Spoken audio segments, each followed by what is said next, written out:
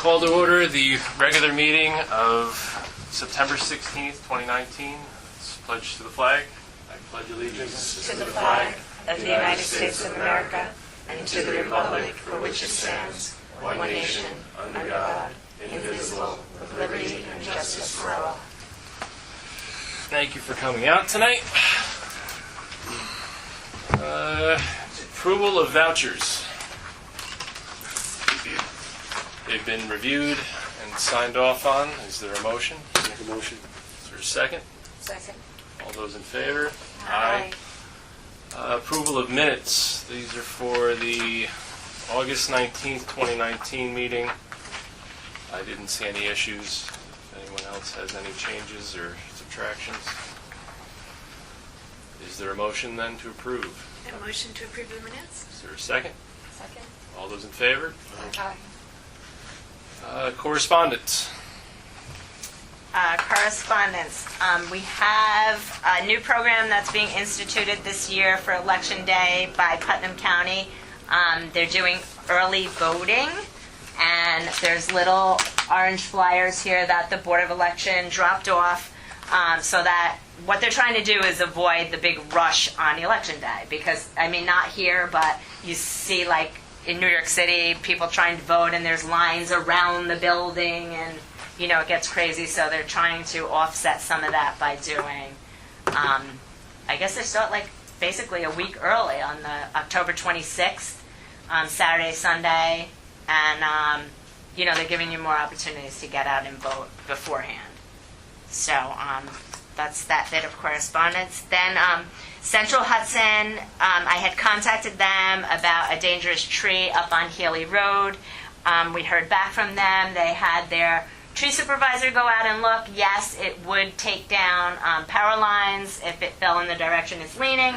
They are taking down that tree. So that was a good thing to find out. Central Hudson will take care of that. I've left a list. All the correspondence is out here for everybody. There's a list of upcoming events through Climate Smart Phillipstown, energy audits, just all kinds of things about saving energy, alternative transportation means, just there's all kinds of things going on, and everybody can participate if they want to or opt out and not. But basically all the dates and everything that's going on upcoming is on that list. We got a clinical bulletin from the Putnam County Board of Health, and they're basically warning that we could be in for a very rough flu season. There's copies of that in the correspondence pile there. And last but not least, we have our cleanup day is scheduled for Friday, October 4th. The list of what's acceptable and unacceptable stays the same as our previous, which was June, was the last one. So basically, there's lists here. If you need one, take one and get rid of all your junk because it's the last opportunity to do so before the holidays and everything. Because the next one won't be until warm weather. Take advantage of it. It's one of the few benefits of your taxpayer money. Yes. True. It's a big benefit. It is. Really is. 'Cause a trip up to the Royal Factory up there to drop off is quite expensive by the pound. So. That's a pound. That's all the correspondence? That's all for correspondence. Reports. Dave. We met with Mark today. He's going to go out putting up the signs. We got down on, I could do roads all next up, Peekskill Road. Coming in, right? Coming in Peekskill Road on Bank. Wait, coming in Peekskill is Okay, the the winter. signs for the winter. For the winter signs, coming in off of 9D, where the Nelsonville sign is, right past it, we're going to put a no parking sign. For winter rules, no parking. Winter no parking Or- enforcement. And they're going to do the same thing on Fishkill Road. Where the sign is, we're going to put one there. Yep. And we're going to put on Healy Road at the bottom and at the top a Children at Play sign. Because even though the kids don't play up there, they take a school bus. And it'll kind of slow the traffic down because they do go a little fast up there. and we're going to put the same on Adams. Adams Street, right? Adams Avenue, yep. Yeah, the same type of thing. And we're getting, Mark's going to get a price on blacktopping the bottom of Bank Street. Just like from the bottom, from Peekskill Road up about 50 feet is where it's kind of shabby, all potholed and bumpy. But he's getting it priced, 3 prices, so we can get that blacktopped and fixed. Good. And then he's going to get a price on that stump, right? Yes, That's the stump up by the tree where she just said, Mindy just mentioned up on Haley. Haley Road, that one's going to fall, one fell. Yep. And he's going to get a price of taking something with the stump, get it out, bury it, whichever. He's going to get a price on that so we know what it's going to cost us. Okay. So he'll get back, probably by next week we'll know. And as far as the paving work that gets done on Bank Street, once that's done, we do apply and get reimbursed from our CHIPS money. So Do we have any other areas that are problematic that we Basically, no. He said here, Secor. He thought Secor at some point, but not yet. It's not that bad yet. Yeah. Well, they patched in the one section up at the top. Just to expand on the winter parking signs, these are being posted at all the village limits just to enable the sheriff's department to enforce the winter parking regulations if we have a plowing situation and people leave their cars on the street. So, going ahead, make sure we call the phone number, check the website, use common sense. It's the easiest thing.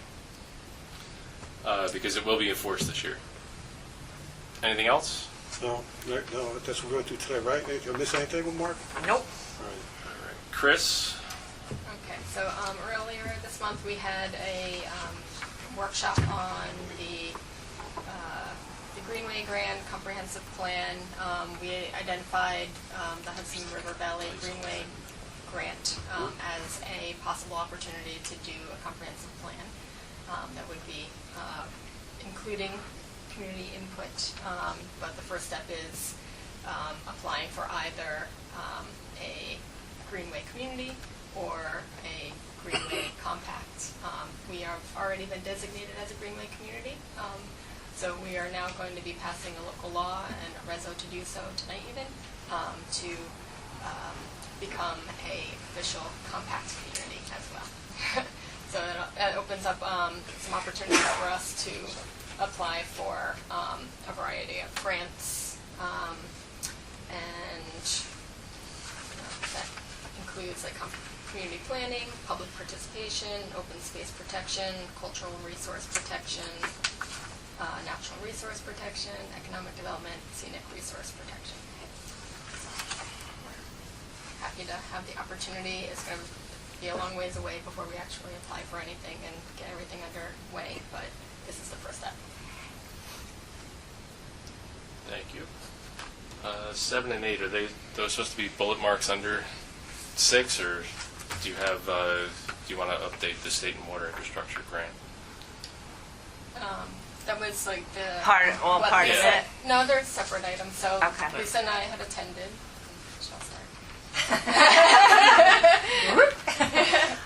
So the office of Kirsten Gillibrand had a forum on sewer infrastructure funding. So we went and listened to presentations from the Environmental Protection Agency, HUD, the EDA, the USDA, the DEC, the DOH, and there is funding for sewers out there. There's funding for to start it off with an engineering report. There's funding for the infrastructure. There's funding for hookup. Businesses have to hook up on their own. So there is funding out there. We are eligible for some of it, not for all of it, because of our we are not poor enough. So the grants that we felt we were, available to take a look at were some of the rotating grants and the I'm going to pass it over to you because Sure. you decided which ones. Some of them we were not eligible for because of our median household income. Yeah. And some we were. Right, and both the feds and the state have a lot of loan funds available, which we obviously would not want to start at. We would want to start with a grant and see if, if we had to fill in any gaps, we could go to the loan. But the Water Infrastructure Improvement Act at the state level is a good opportunity. It's up to $25 million or 25% of the total estimated cost of a clean water project. There's an intermunicipal water infrastructure grant program, or IMG, that is a grant up to $10 million or 40% of the total estimated project cost. So those seem like the most ideal. I think the kind of next steps for us is kind of assessing community need and taking an inventory of who our wastewater and drinking water consumers are in the community, what issues need to be addressed, and prioritize them, and then see what funding streams we might try to go after. It's a long-term process. It's a very long term. There's Yeah. at least 5 long-term hoops Yeah. to jump Yeah. through in order to get either of these funds. But our infrastructure is old, as we all know, and it's better to be more proactive than wait for something to happen. Right. Do you want to give an update on CCA as well? So I did look it up to make sure I knew what it stood for. This is Thank you, Heidi. This is a result of the Roberto's laughing about the workshop. Roberto's coming to speak to us At the next at the workshop. next workshop. At the next workshop. So if you're interested in this, it's HudsonValleyCommunityPower.com.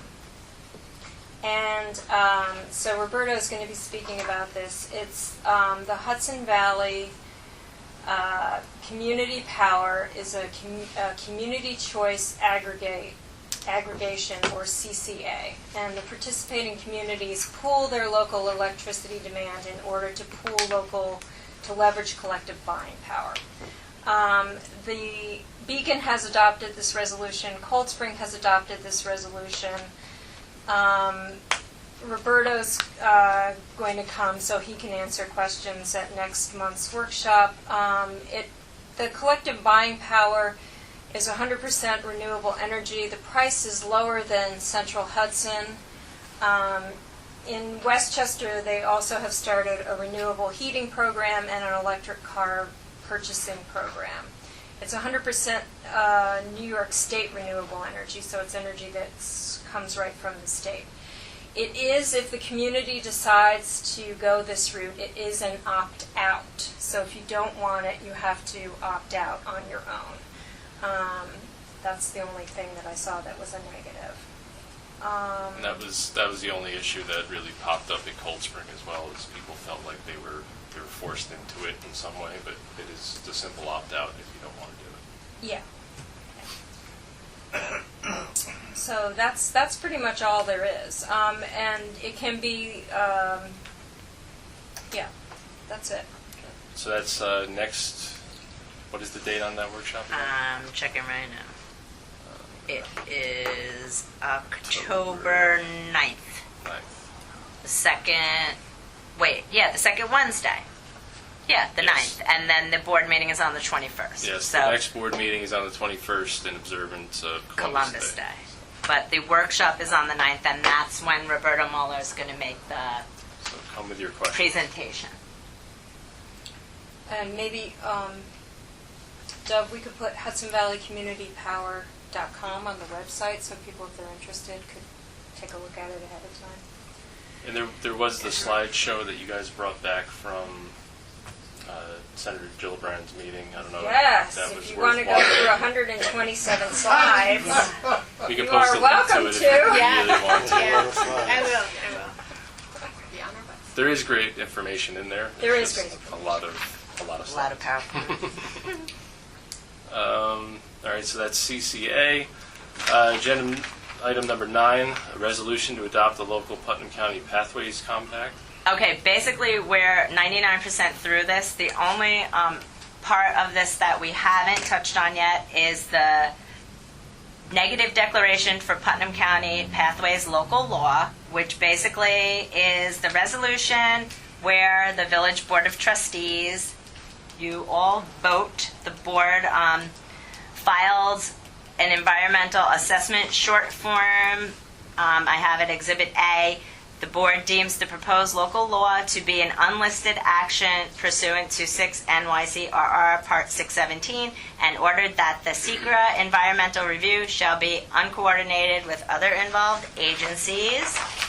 Now therefore be it resolved that the board determines that the action before it will not create any significant negative environmental impacts as defined in 6 NYCRR Part 617 based on the record before the board. And the question of the foregoing resolution was put to a vote, and the board votes as follows. So basically, I need an A, nay, or abstain from each one of you. Well, we need a motion to Right, but put that... forth the resolution that Mindy just read. Right, you guys do. Is there a motion?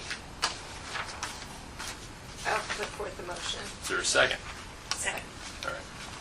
Do you want to reread that real quick, or do you want me to? All right. Whereas the Village of Nelsonville Board of Trustees has introduced an introductory law entitled A Local Law Adopting Putnam County Pathways, a Greenway Planning Program linking Putnam's open space, historic, cultural, and economic resources, and amending Chapter 188 of the Village Code entitled Zoning.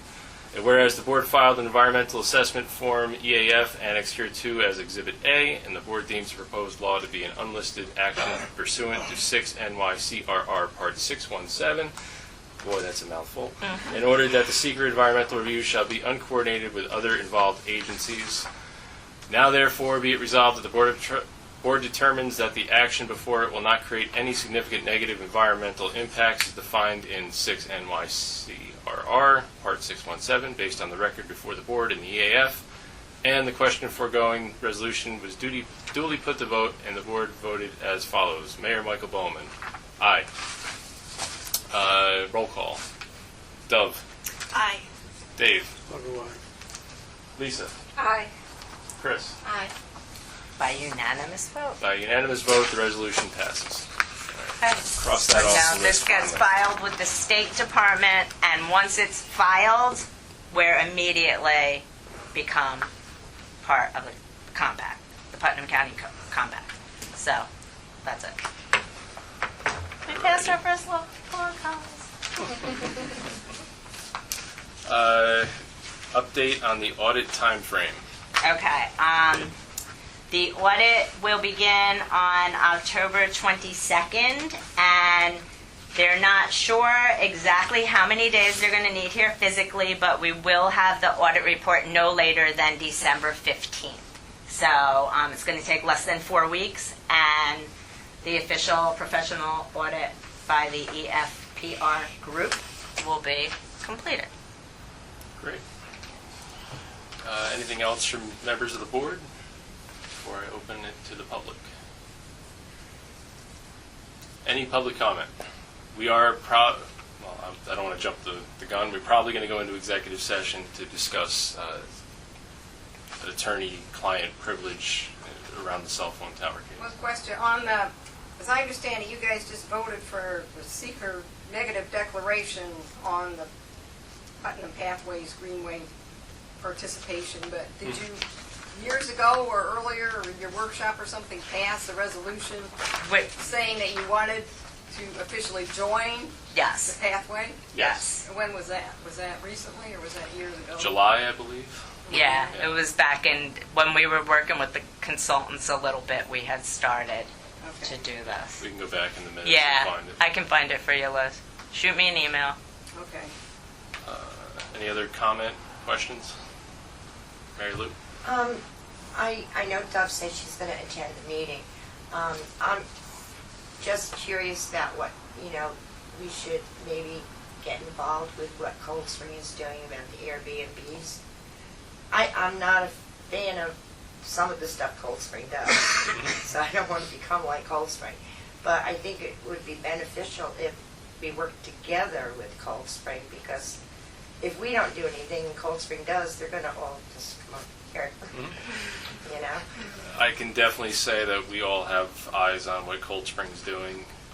Our attorney's well aware of what other municipalities are doing, Cornwall, Beacon, Cold Spring, and we are going to look to follow suit in one way or another to make sure that we're not the dumping ground for Airbnb. I'll put it that way. But you know, I know other communities too are making money off of this, you know, charging to get permits and, Yeah. and stuff like that, which, That's It's like you definitely, meant- we discussed it at our last workshop meeting. That's definitely on our radar, and it's what we want to do. We don't want to ban it in any way. We just want to be able to control it and make sure that everything is It's like regulated. having a business. You need a license, you need insurance, you need a bond, you know, just the same way. Just Yeah. type something like that. But Chipro had a really good article about it in the Current He this did. week about the Yeah. fact that Putnam County's not charging It's- anything, and that well, the yeah, they localities won't maybe do the- could. yes. Like the village maybe could have charges for it, Right. Yeah. perhaps. Yeah, you can charge for permits and stuff like For that. permits, Or but for taxes. livery and for the hotel fees and things like that, the county is supposed to set kind of that fee structure. won't. They haven't taken it up now. Yeah. And there are, I think, 2 new hotels on the other side of the county. Or at least one. There's a Holiday Inn or something over. There is? Yeah, over by in Brewster, like where that causeway is. They built something over there by the North Salem exit. Oh, up there, yeah. Well, the thing that affects me the most with the people next door to me is the fact that the owner of the property isn't on the premises when they do this. And most of them, the Airbnbs don't allow them to use kitchens and stuff because of a fire hazard. And they do have a kitchen up there, you know. Even if the owners couldn't stay in the apartment that's downstairs, if they could have somebody that, you know, represented them or something like that. But to have it empty and then different people coming in every weekend, it's, Yeah. like I said, my house is so close that they go home It's, fire. It's we attached. discussed, It's attached. we discussed it at last meeting. It's a big issue in Cold Spring. There's entire neighborhoods that are being bought up house by house and being made into basically hotels. I know it's sad because so many of our residents have to leave because they don't have a place to rent. Then the flip side of this is that a lot of people are dependent upon this income as supplemental to help them pay their taxes or whatever else. I mean, there's an argument to be made from both sides, and like I said, we're not looking to ban it in any way, just regulate it and make sure it's done correctly. Thank you. Yep. Frank? Frank just said it. It would seem to me that you're renting these things out maybe this week, maybe 2 weeks from now, maybe. I mean, if you had a person in there renting it week by week, it's a monthly income. I think that would more than take care of your taxes and your heat. And plus, you know, you're going to get somebody that maybe get involved in the community, not somebody that's just there to go look at the leaves turn red and, you know, take a hike in the woods and hope they don't see a bear. I mean, in all honesty, we're probably one I'm of... offering guided tours. I will take anybody that wants to go. You were an accomplished hunter. We probably were one of the earliest kind of Airbnb communities with West Point and people letting their houses out for graduation week. I mean, it's been going on for probably over 100 years here. So it's not something new, really. Well, and I've lived here all my life, never heard of it, Mike. Well, no, I mean, Airbnb itself, I don't know, the website's probably been around a decade now, something like that. And we've Yeah. just started to notice it here because, you know, That's we're another in thing a Tourist community area. that wants to be, Um, visited. one of the other meetings, you mentioned that, I think you said we had 11 here in Nelsonville. How did you? That was just at that time. So I have the app on my phone.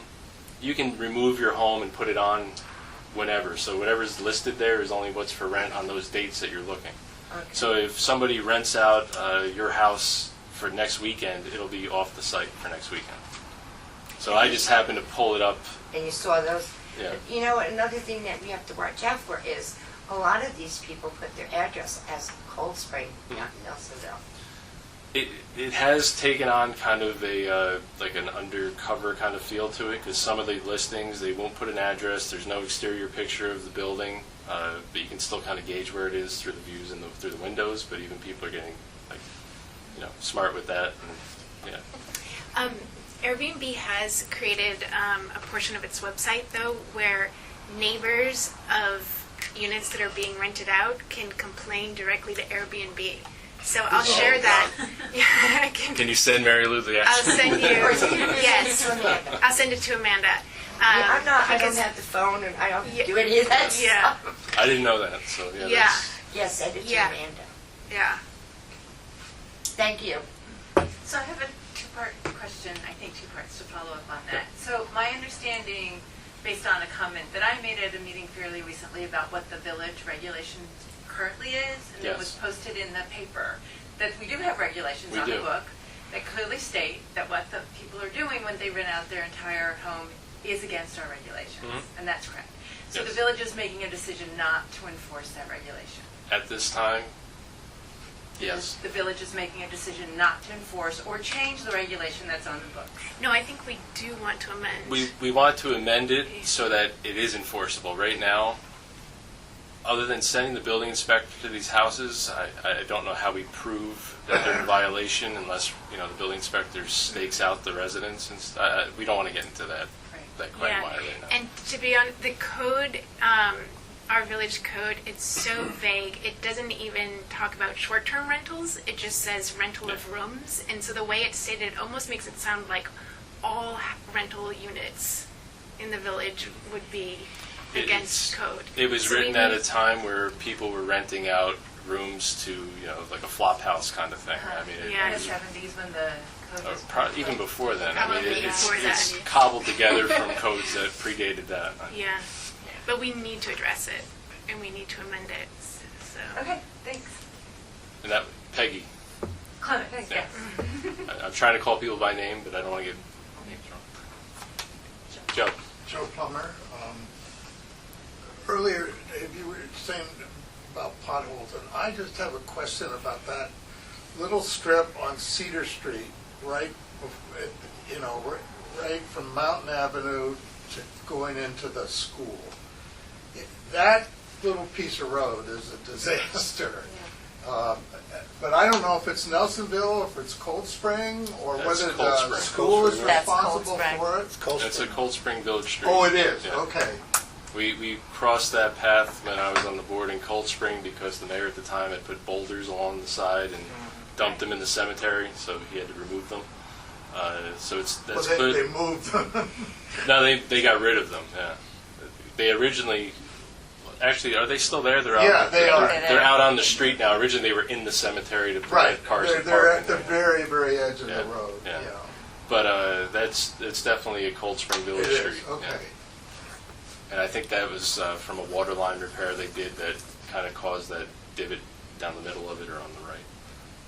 Any other public comment? That can't be it. Come on. It's too early. One quick question. Yep. If years down the road, you end up wanting to do the sewerage thing, could the people that don't want it or need it opt out of it? That's So we would have to complicated. give up our septic? Yeah, I don't know how that would She's in work. love with that stuff. You know, there's, Yeah. I don't want to misspeak if that's You don't something know. for the village attorney to. yeah, I don't know weigh how in that on. works. We would have to probably, in the process, what they talk about doing, and I didn't want to get into that because it's a lot, but we'd have to submit a DWSRF, complete a C-Corps, sign off on the project with a SHPO, and we'd have to form a water sewer district. So, and that's actually something, the water district is something that we want to take a look at because you can speak to this more, Chris, because you spoke about this, but we really aren't on the map in the water district even. Right, yeah, so that's why we really need to assess what the current situation Yeah. is, because it's a little difficult when Cold Spring, manages our water, and we don't have access to those records. And So we're we not need to on the assess map. that. Well, according to Cold Spring, it's their water. Yeah. even though it runs through the village of Nelsonville, it's their water. That's why we pay 50% more than the residents. Why didn't we ever send a bill, I know this is way before your time, right? But why didn't Nelsonville ever send a bill to Cold Spring for permission to go through us? Is it because it's a state road? I'm not sure. I'm pretty sure that there's a state law that regulates whether you have to grant free access to a municipality to access their water system. Yeah. And they own the Well, water system on I was Fishkill told by Road. Ralphie Falloon that it didn't matter because that was a state road, so it's state. It's going down the county road Ralphie first. tends to exaggerate just. All I know is that before our time, before my time, before this board's time, we missed a huge opportunity. When you get to be 73, No, we were all here when it happened. time They, anymore. they missed a huge opportunity to take care of a whole bunch of issues when they had Main Street dug up and they passed on it. So we're living with it now, and we're trying to do our best to find a solution to it. And it's expensive. I mean, I think it's somebody wins the lottery, wants to donate $10 million to help with sewage pipes, bring it on. Instead of playing around with a sewer system, why don't you work on digging a few wells back there on the Nelsonville property and put our own water system in? Because then you're talking towers and a bunch of other stuff too. You're talking 10 years on a sewer system. Come on, you're still young. You'll see it. I may not, but you will. Well, I think what's going to come down to is resale, the ability to get a mortgage for homes. Peggy's nodding. And that's what we really have to look at for the future of the village, is whether or not our homes are going to be, you know. Well, I've checked with 3 insurance companies by phone because I can't even turn on a computer. I've checked with the Board of Health, and they find no health issues or anything at all with a septic system as long as it's properly maintained. Now, Yeah. you can't get your butt together and know how many gallons your tank is. If it's 500 gallons, then it's got to be drained, pumped out every 3 years. A little larger, a little longer. It goes up to 5 years. And if it's properly maintained, there are no health issues at all.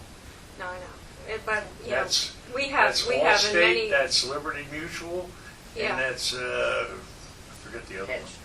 Yeah. Yeah, I don't think the concern is properly maintained. Yeah, it really systems isn't. at I mean, all. how can you say anything about a septic system when they've been in the ground for hundreds of years? Because some of them aren't even septics, they're Yeah, cisterns, some of them are Cesspools. everything cesspools, stuff like Yeah, that. we have a cesspool, and there's a lot of So. people that have a cesspool, and down here on Pearl Street, their Freddie Zenz system had one doesn't across function. the street.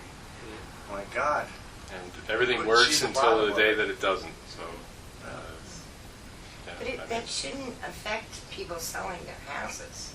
You just, you know, you could have enforcement to put in a septic, or do like, was it Kent? That makes the people, they have to do it every 3 years, and if the property owner doesn't take care of it, Kent does, and then bills them for it. Do something like that. I Well, mean, it does Garrison affect, is it does all affect septic. people's ability to sell. If you look across the street at Pearl Street, with everything that's gone on with that sewer line in the last 5 years, there's 2 houses for sale now, more to probably come. And when you sell that house, you have to disclose all the issues that go on with that line. And this municipality doesn't own that line, and we will not accept responsibility for it. And Cold Spring says the same thing.